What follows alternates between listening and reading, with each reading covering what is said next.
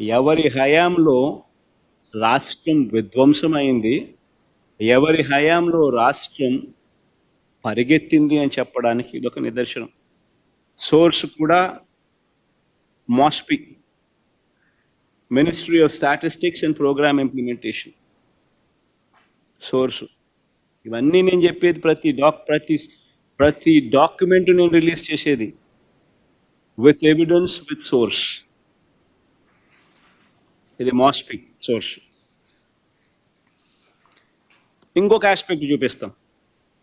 చంద్రబాబు నాయుడు గారు గతంలో దిగిపోయే నాటికి 2018 నుంచి 2018-19లో దిగిపోయే నాటికి తలసరి ఆదాయం అంటే రాష్ట్ర ప్రజల తలసరి ఆదాయంలో మనం దేశంలో 18వ స్థానంలో ఉన్నాం.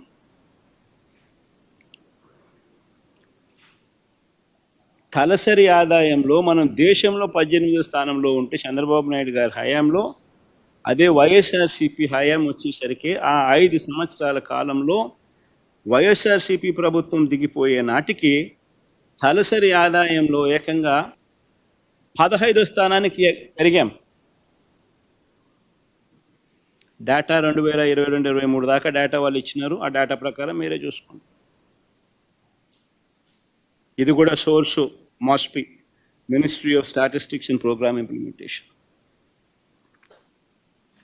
అంటే ఎవరి హయాంలో ఆర్థిక విధ్వంసం జరిగింది, ఎవరి హయాంలో ప్రజలు బాగుపడ్డారు అని చెప్పడానికి ఈ డేటా.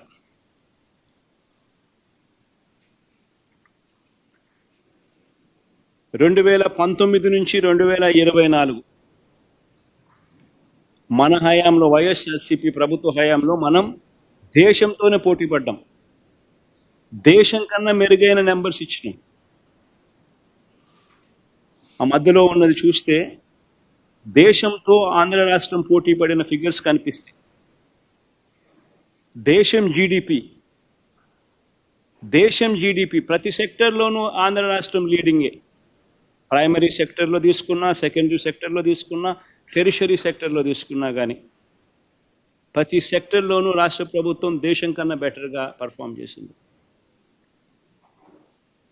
మొత్తం మీద జీడిపి ఆ 5 సంవత్సరాలలో, మన ప్రభుత్వం 5 సంవత్సరాలలో 2019 నుంచి 24లో దేశం జీడిపి 9.34 అయితే